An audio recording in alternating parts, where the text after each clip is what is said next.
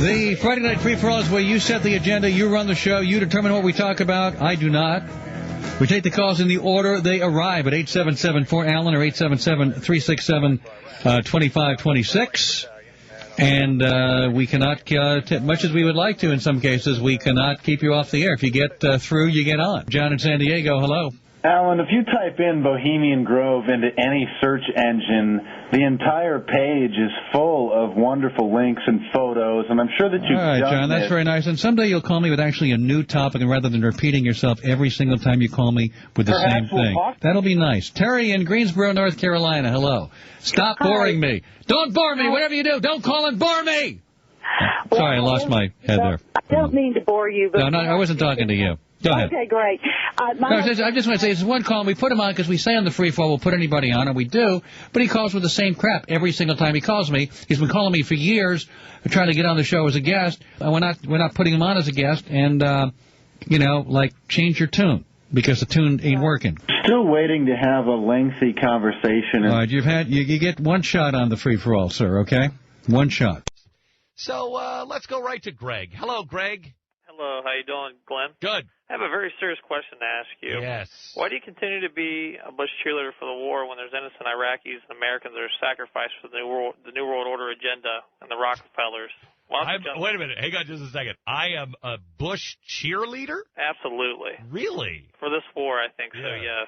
Wow. I wish you'd jump on board with John Connor and the Resistance Manifesto and get with us. And what's the Resistance Manifesto again? Well, we're against the war, and we think that we got to fight against the New World Order. Yeah. And take on these occult, the Bush administration, because of with their Bohemian Grove and all their other beliefs. Oh my gosh, we're into the Bohemian Grove. Greg, I can't. I'm up against the break. I've only got 10 seconds.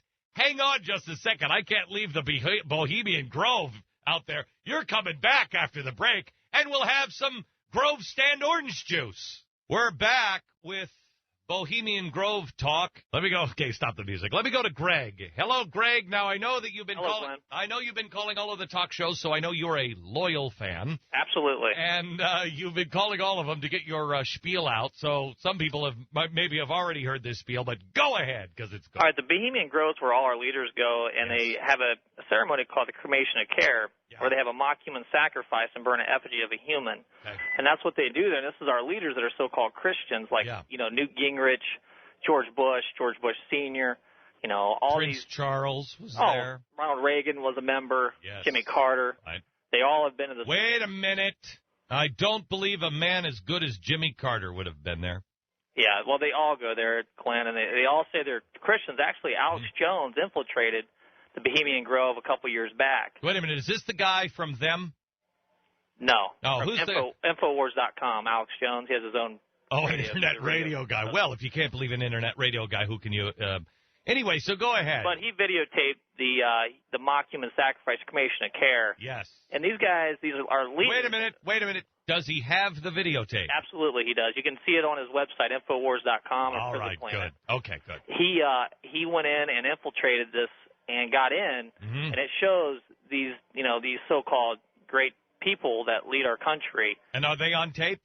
Yeah, they're in black. Well, they're in robes. They're in black and white robes. So you can't tell. You can't see their face. No, but this is where it's all Arnold Schwarzenegger goes there too. Right, I know. But I mean, you could tell because that one would be a big robe. Yeah, he'd look almost like the Dread Pirate Roberts. It's sad because you think of our leaders as being good Christian religious leaders. Sure. And they're Freemasons, they're Skull and Bones members, and they're members of these secret societies that they don't want anybody else to know about. And it's really disturbing to have to, that this is who we elect every 4 years as our presidents, our senators. It's one of those things I think we ought to get out in the public and just let everybody know, hey. Well, Greg, the good thing is it doesn't ever sound insane when people are talking about the people that are dressed in robes and doing mock human sacrifices in the Bohemian Grove. And I think that's come home. Now, with that being said, I'm going to get... I'm in trouble with everybody else. I might have the nut jobs coming after me as well. I read a book this summer that, Stu, you must get this weekend. I've been meaning to tell you about this for months. It is the greatest book ever. This book is written by a journalist, and Stu, I want you to read it. I want you to get this guy on the phone. Okay, he's over in London. He's a journalist. He's not a crackpot journalist.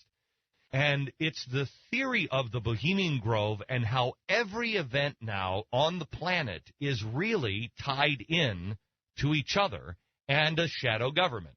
He actually went to the Bohemian Grove, he says as well.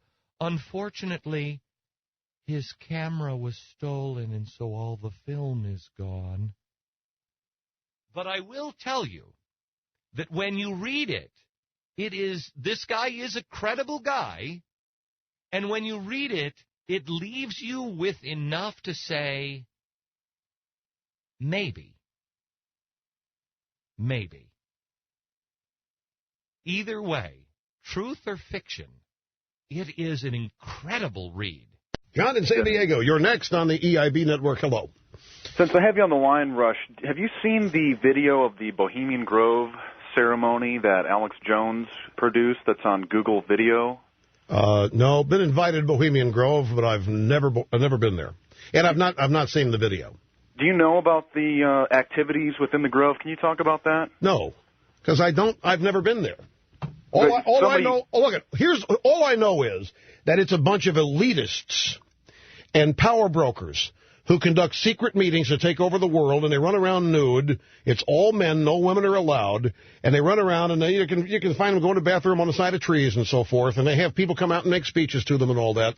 And I know it was started by members of the San Francisco Symphony way back who were shunned from San Francisco society, so they formed their own little club there up in Northern California. And it's, Where do you find these people? Have you ever heard of the Bohemian Grove? Oh, you haven't?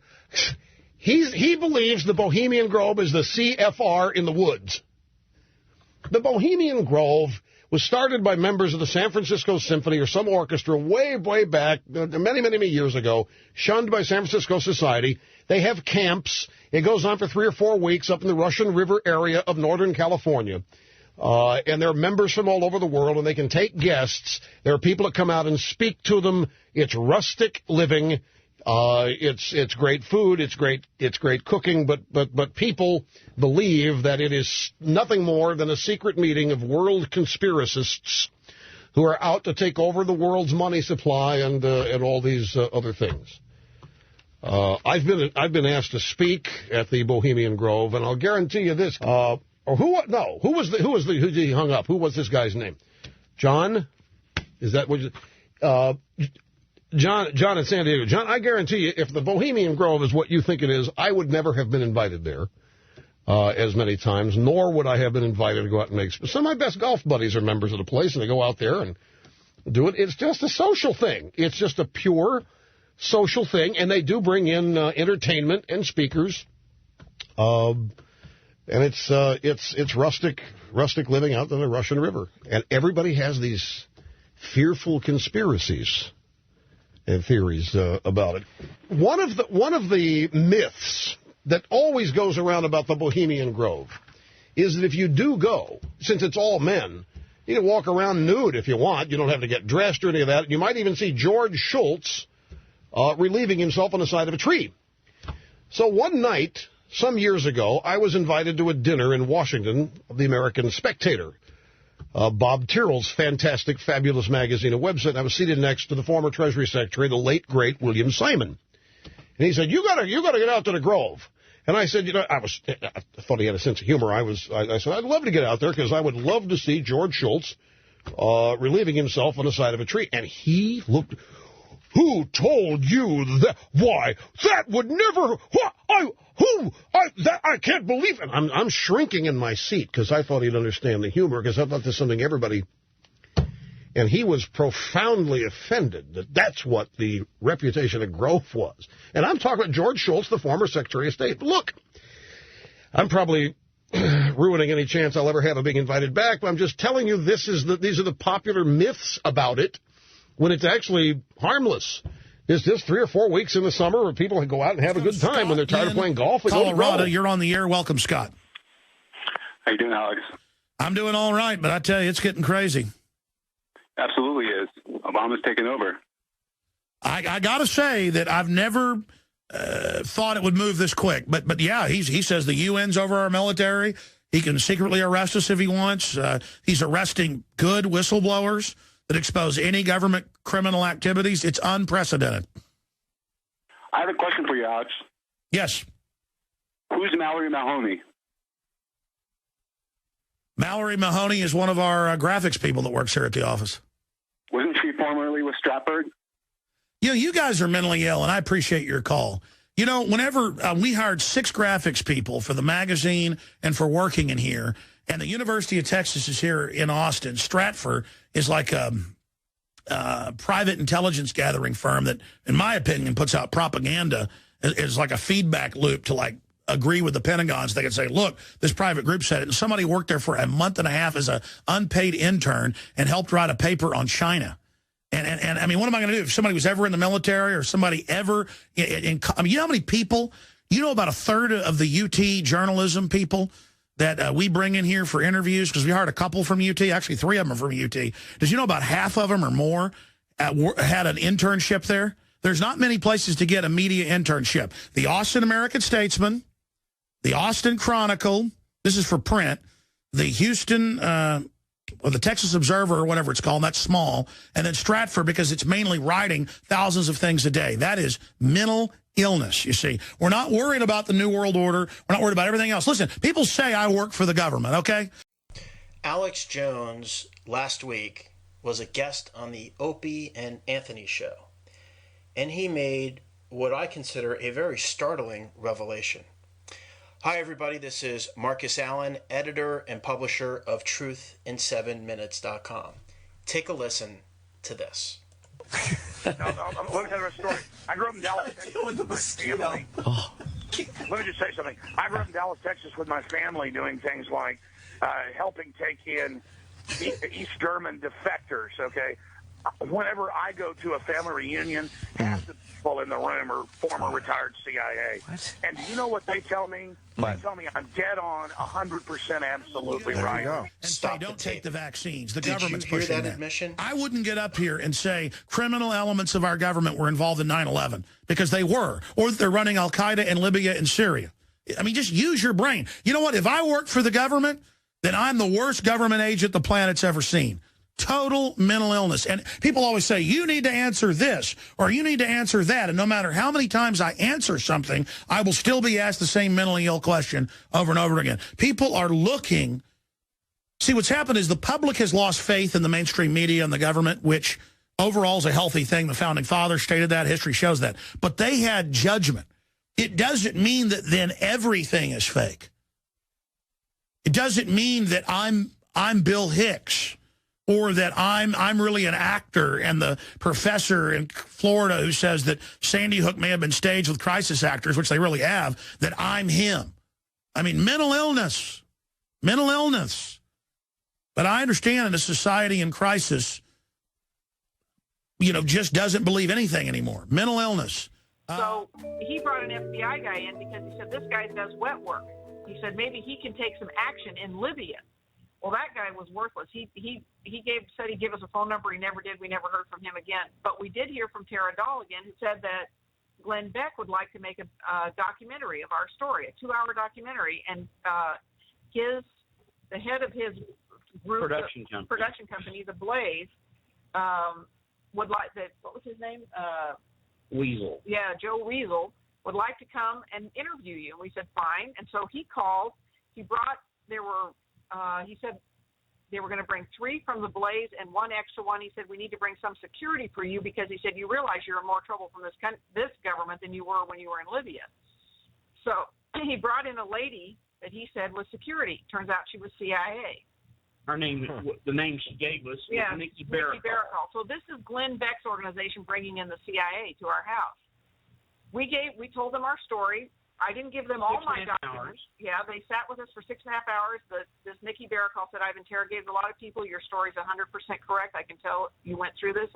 She said, nobody gets out alive from Al-Qaeda. She said, I'm shocked. And the other people who came to our house said that too. Now, the too. Defense Intelligence Agency 2 times he said, you all need to be written up in the Guinness records because nobody gets out of Al-Qaeda's hands alive.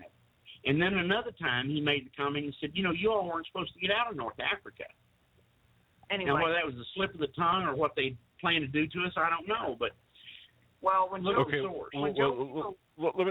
me stop you right here because you made a statement here about CIA agent or operative.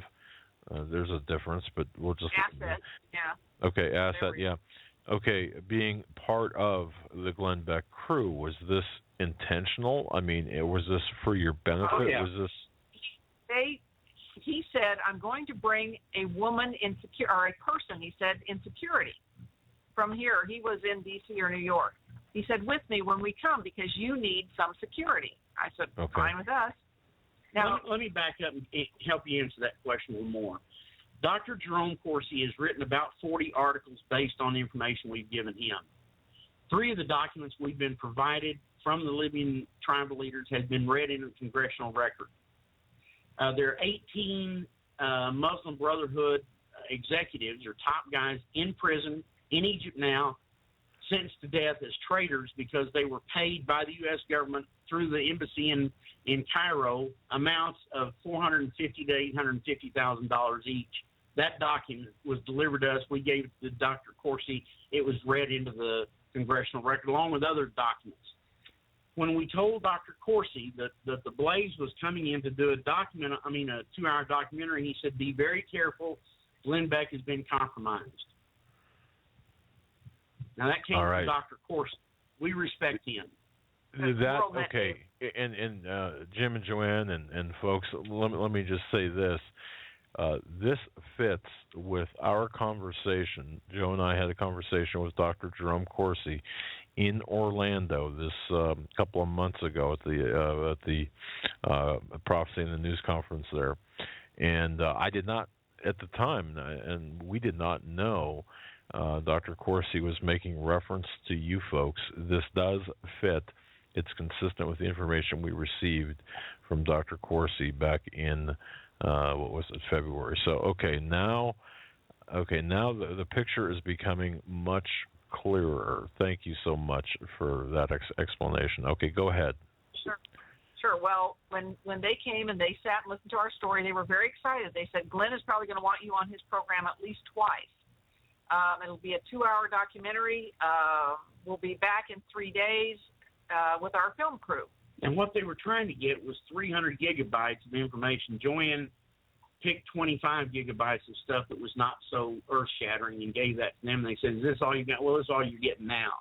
So they came there, I think, really to find out just how much damning information we had. Every intelligence person that came into our home or talked to us on the phone wanted all of our information. And we had 4 total in our home.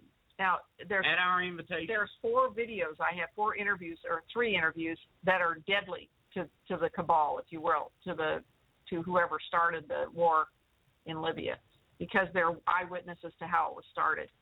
And nobody has those except us. So I never give those out to anybody. But anyway, needless to say, Glenn Beck's organization left.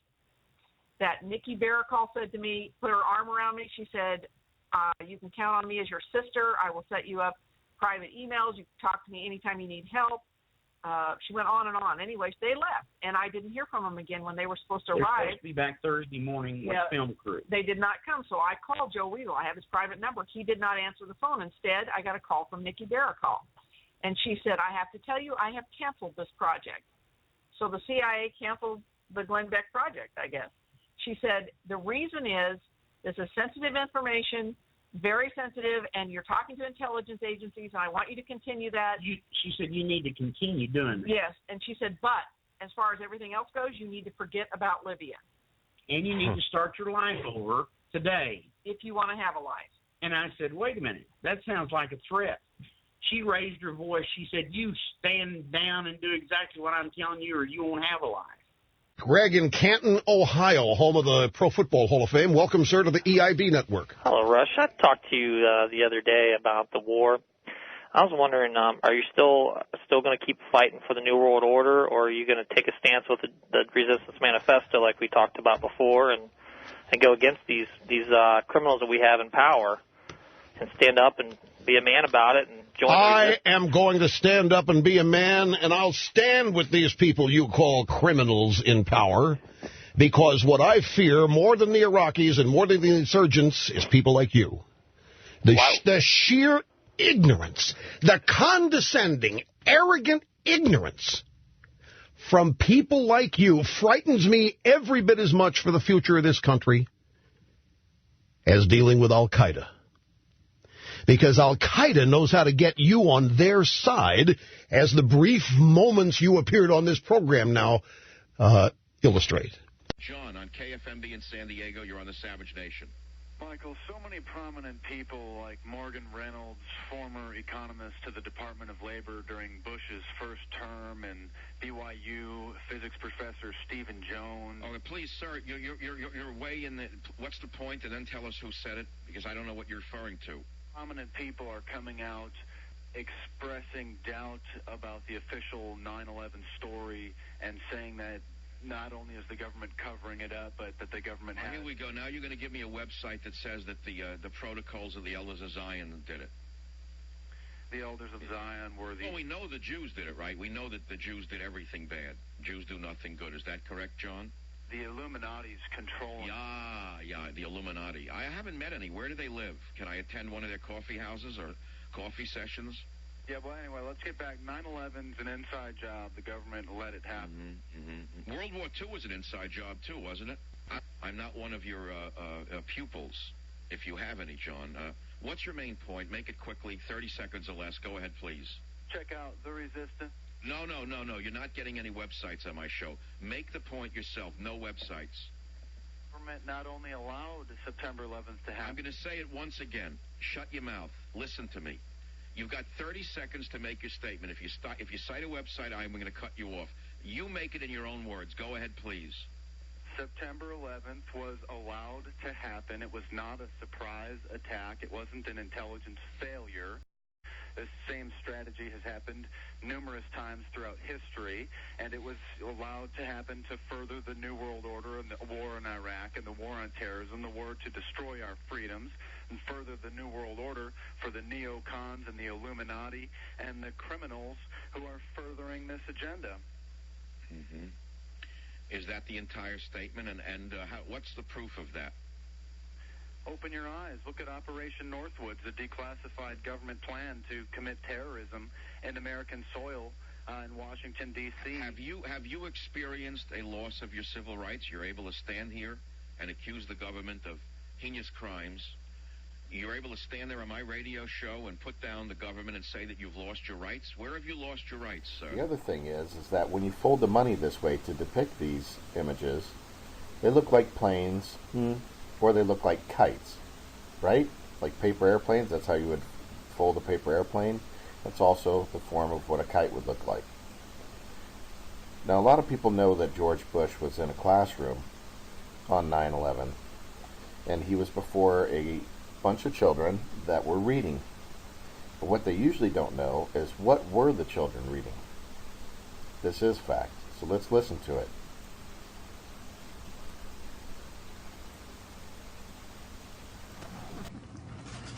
Get ready to read all these words on this page without making a mistake. Look at the letter at the end and remember the sound it makes. Get ready. Kite. Yes, kite. Get ready to read this word the fast way. Get ready. Kid. Yes, kid. Sound it out. Get ready. Kid. Sound it out. Get ready. Kid. What word? Kid. Yes, kid. Boys and girls, sound this word out. Get ready. Steel. What word? Steel. Yes, steel. Read these words the fast way. Get ready. Playing. Yes, playing. Get ready. Must. Yes, must.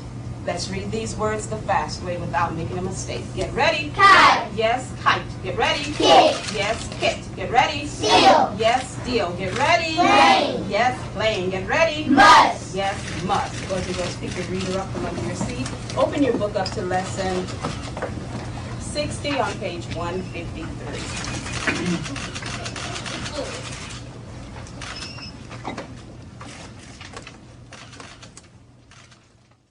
Said they allowed September 11th to happen. And no, wait a minute. But you're implying there's a creepy ghoulish Bush-Cheney conspiracy to take over the world, and that they did 9/11, they let it happen, and they're going to steal our rights. Give me some evidence. What is your evidence? Cheney had NORAD stand down. They didn't dispatch the planes up there. Nobody did anything. Nobody stopped the terrorists from training at the flight centers. They had Moussaoui's computer. Nobody did anything. President Bush signed a presidential decision directive to pull agents off. All right, so you're of the school that believes it's a government conspiracy, and so therefore, what are you going to do about it? I'm going to tell everybody that I know the truth. And now, right. And what was it? You want Hillary Clinton to save the nation? No, I'm a conservative, Michael, actually, and it's sad. I just call them like I see them. I'm not. All right, well, you're entitled to your opinion. I'm not here to tell you shouldn't have your opinion. We head to Los Angeles, California. Mark is standing by. Mark, you're on with former Speaker Newt Gingrich. I'm sure many of the listeners want to know, and Sean, yourself. I'll be glad to. Oh, he's a nutcase. He calls all the time. He's absolutely, I'll be the bad guy here. Let's go to Pete in Delaware. Pete, you're on with former Speaker Gingrich. Hi. Hi, Mr. Speaker. How are you? I'm doing well. Mr. Speaker, my question to you is this. John. Hello, John. I think since 9/11, everybody, thanks to the Bush administration, has a bad case of fear and paranoia. And I was wondering if you've seen the film Terror Storm by Alex Jones from Infowars.com. I haven't, thanks. Get off my phone. Let's begin in San Diego on KFMB. John, you're up. Go ahead, please. Aren't all these protesters that are demanding amnesty really terrorists under Section 802 of the Patriot Act, which says that any crime which attempts to influence government and is dangerous to human life is a terrorist act? And then also, Michael, I want to ask you, why don't you talk about Skull and Bones Secret Society and the influence that it has? Okay, thank you. He's a setup caller who has the same obsession over and over again. But his first point was well taken.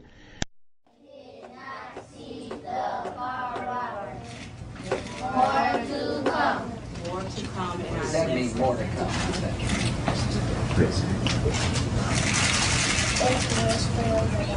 That's exactly right. Ooh, these are great readers. Yes, they are.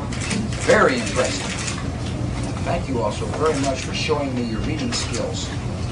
I bet they practice too, don't you? Oh, yes. That's a requirement. Homework, reading homework. Reading more than they watch TV? Oh, yes. Oh, yes. Anybody do that? Read more than you watch TV? Oh, that's great. Very good. Very important to practice. Thanks for having me. Thank you. Very impressive. Read this book. Closing those closure readers. Place them under your chairs. And thank you so much. Thank you, President. You can step out the door. San Diego, John next. Sean Hannity Show. John, how are you?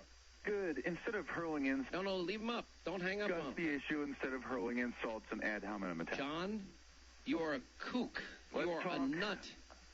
You are an absolutely out of your mind insane. I've never been to the Bohemian Grove, sir. You and said you were invited, but have you looked up what happens in the Bohemian Grove? I have no idea. Care? No, I don't. Oh, look it up on any search engine, Sean. Ask your friends. What do you think's happening there? What do you think? Well, I think they're doing a mock human sacrifice where they burn an effigy of a human. Yeah. It's like a papier-mâché human body. And what Republicans do this, sir? Well, President Bush is on the membership list. President Bush? He's burning figures and effigies. That's what you're saying at the Bohemian Grove, sir? In front of Moloch, the ancient Canaanite deity, while they're dressed up in black robes and colored robes carrying torches. Yeah. Look at Infowars.com. Hey, John. Look it up. You are a nut. Well, you're a gatekeeper. You need help. You are a nut. You need help. Come on, here go seek help. Go get help. Look it up on the internet. And we will continue. Can't get enough of Sean Hannity. San Diego, California. John's in the No Spin Zone. Go. Many people are aware that President Bush is a member of the Skull and Bones Secret Society and dismiss the rituals as juvenile fraternity pranksters and fun. But what about when they grove and have mock? All right, John. I mean, ridiculous. Actually, the Skull and Bones thing is interesting. This is a moron, by the way, out there. Can we put him on some kind of list where if he calls, he gets electrocuted? Don't we have that capacity yet? Be happy, think that nothing is wrong. If you are thankful, you can get along. Buy more, never mind, just try to go ahead. Think nothing is wrong, 'cause you can get along. And be happy, think that nothing is wrong. If you are thankful, you can get along. Buy more, never mind, just try to go ahead. I feel so wonderful just being with you. Be happy, think that nothing is wrong. If you are thankful, you can get along. Buy more, never mind, just try to go ahead. Think nothing is wrong, 'cause you can get along. And be happy, think that nothing is wrong. If you are thankful, And we're back on the Freedom Fighter Radio Show. I'm your host, Jim White. And it's time to go to the phones and take some calls now. I will talk about and answer any questions about whatever you want to talk about, except for anything about the Bohemian Grove, the Bilderberg Group, the Illuminati, the Federal Reserve, the Council on Foreign Relations, or the Trilateral Commission, the 9/11 conspiracies, fluoride in the water, chemtrails, right to travel, sovereign citizens, GMOs, the Rothschilds, Zionism, New World Order, United Nations, false flags, or Bruce Jenner. I won't talk about any of that stuff. Anything else, let's do it. Okay, next we have Margaret in Richmond in the great state of Virginia. She's listening on WRVA. Margaret, hello. Hello, Jim. Thanks for taking my call. I'm really excited to talk to you today. And likewise, Jim. Hey, thank you, and likewise to you too. I'm a long-time listener, first-time caller. I just wanted to tell you that I listen to your show every day. I download your podcast at my home on my Apple MacBook. I sync it to my Apple iPod and listen to your show at work.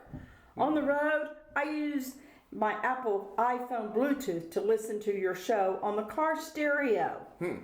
Where else do you listen? Well, I listen everywhere that I can, except whenever I'm out doing my morning jog. I can't then because I have the Apple iPhone, yeah, the iPhone 6, Jim. That's what I've got, and it's too big. I can't carry it with me, Jim. Too big, huh? Well, you must really like the show, though, huh? Oh, I do, Jim. Well, I hope you still like me after I tell you that, unfortunately, Margaret is one of my top 10 least favorite female names. Aww. Yeah, it reminds me of Margaret Sanger. And we all know she was a human monster, right? Oh, yes, that's right. I think I'll change my name. Yeah, you should. Anne Rand or Harriet Tubman, that might be a good name for you. So, Margaret, I'm sure you didn't call to talk about changing your name today. Did you have a question or a comment for me today? Well, Jim, I really do.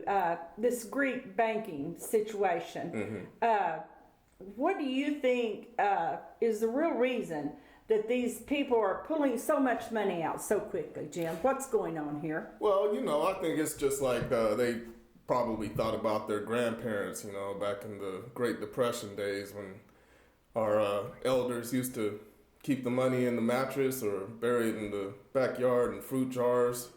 And right now, unfortunately, that's probably about the safest way to keep your money safe these days. So, Jim, you agree then that this is the right thing for them to do right now is to withdraw their money out like this? Yeah, I wouldn't keep very much money in the bank myself. Here in America, we have the insurance, the FDIC, but I don't know what they have in Europe, but I don't really trust the insurance program either. If the banks fail and the government doesn't bail them out directly, well, they're still going to have to bail somebody out, because if they take the deposit money, then all the depositors are going to go to the federal insurance and make a claim, and that government is going to have to pay the money out of taxpayer money anyway. I think maybe precious metals, land, guns, bullets, medicine, storable food. Those are probably about the best investments to have right now. So Jim, you think that the depositors, what will they do with their money since they've pulled it out? Do you think they'll bring it to the United States and deposit it over here? Or do you believe that they will just go to another country that's nearby? What do you think is going to happen? I think there are going to be a lot of money-filled mattresses in Greece right now. I agree with you, Jim. I agree with you on that one. I like that. Yeah. Yeah. Well, Margaret, I really should be getting to other calls right now. But before I let you go, I want to do something nice for you. You know, I'm going to give you a brand new Apple iWatch. Oh, wow. Really, Jim? Yep. You're going to give me an Apple iWatch? Oh, yeah. Oh, I just can't believe that. Now I will be able to jog and still listen to the program, won't I? Yes, you will. Oh, wow. I just can't believe you're really going to give me one. How are you really going to give me one? No, don't worry about it. It's nothing. I've got so many Apple Watches that I've got watches up both of my arms. Oh, you are so good. Thank you so you're much. welcome. You're very welcome. Now, don't hang up. Talk to my call screener, Mr. Huxley, and he'll get all your information and enjoy your new Apple iWatch. Well, again, thank you, Jim. I just can't believe it. I'm getting an Apple iWatch. Wow, I just can't believe it. I'm really getting an Apple iWatch. Oh, Jim, you're great. Thank you, Jim. All right, Margaret. Now, call us back when you get your new name, okay? All right. Bye. Good day. Okay. Up next, we have calling from, hey, look, one of Margaret's neighbors. We have Lou calling from Montgomery County, Maryland, listening on WMAL. Go ahead, Lou. Does the government work for us or do we work for the government? Tonight, what if the Constitution no longer applied? What if the whole purpose of the Constitution was to limit the government? What if Congress's enumerated powers in the Constitution no longer limited Congress, but were actually used as a justification to extend Congress's authority over every realm of human life? What if the president, meant to be an equal to Congress, has instead become a democratically elected, term-limited monarch? What if the president assumed that everything he did was legal just because he's the president? What if he could interrupt your regularly scheduled radio and TV programming for a special message from him? What if he could declare war on his own? What if he could read your emails and your texts without a search warrant? What if he could kill you without warning? What if Supreme Court justices no longer looked to the Constitution to determine the constitutionality of a law, but rather simply to what justices who preceded them thought about it?